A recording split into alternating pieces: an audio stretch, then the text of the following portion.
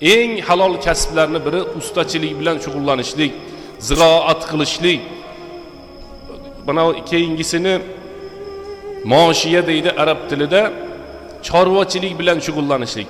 Mana shular kasb hunarlarning eng halollaridan. Farzandiga taom olib kelib berayotgan vaqtda hijolat bo'lmasdan beradigan kasblardan.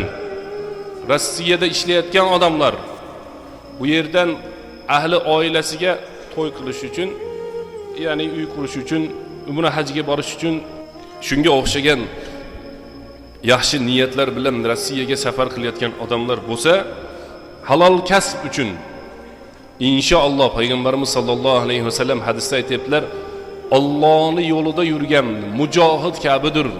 Farzandini, ahli oilasini, o'zini halol kasb bilan boqishlikka niyat qilgan inson Alloh subhanahu va taoloning yo'lida